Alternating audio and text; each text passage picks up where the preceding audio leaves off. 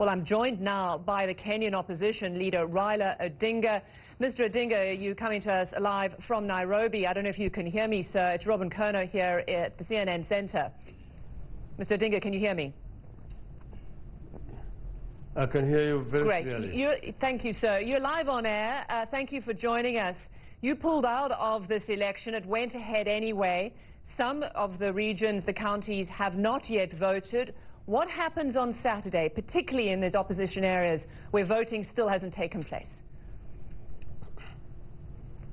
Well, the Electoral Commission had told the people that they have a choice to participate in the vote or to boycott if they wanted to. And the people of those regions they're talking about opted not to participate in the vote. They opted for a boycott. And we don't know the reason why the government is trying to force them to participate in the elections. So we think that the government is just trying to get an excuse to brutalize the innocent people of those regions. In terms of what happens next after Saturday, what happens in the next week when results are counted, when election results are possibly announced? They're likely they will give Mr. Kenyatta the presidency because of this boycott. How will you and your supporters react? You see, this is just a sham because it has basically removed the lid off the can for what Mr. Kenyatta has been claiming, because hardly 25% of the people turned up to vote yesterday. They are now trying to doctor the figures to increase it. But according to the KIMS kits, which were used to biometrically identify the voters, only 3.5 million people participated in the voting yesterday. That is just about 20% of the total registered voters. So that shows basically that the people don't have confidence. It is a vote of no confidence in the government of President Kenyatta. And if I were him, and I know that in most democracies, he would actually resign or step aside.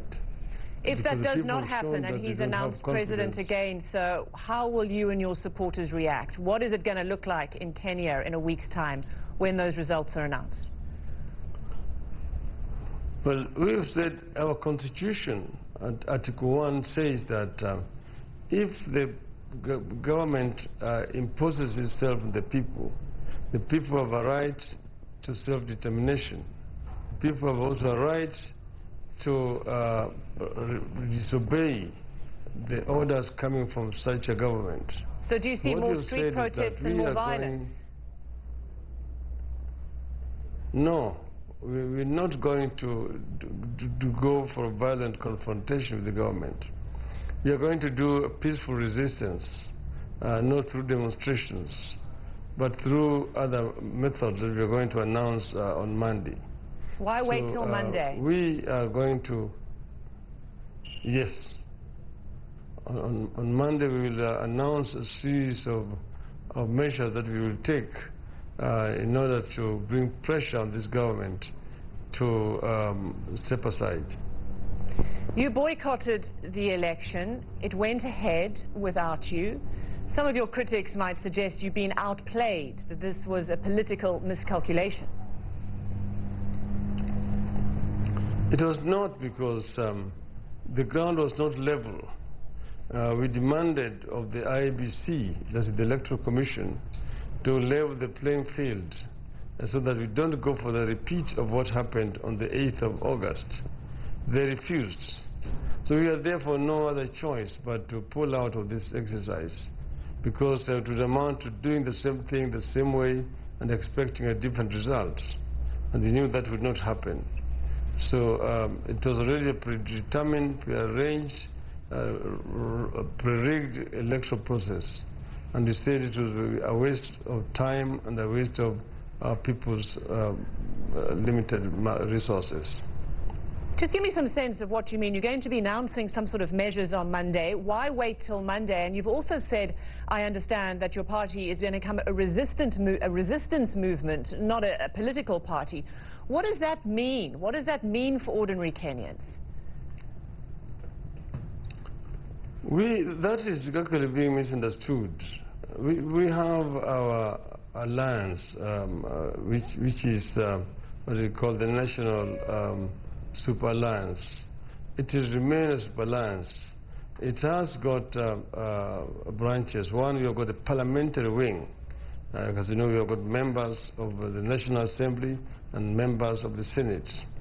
Now we are creating another wing, which is the resistance movement. This is basically going to be involved in civil disobedience, civil resistance, not an armed resistance.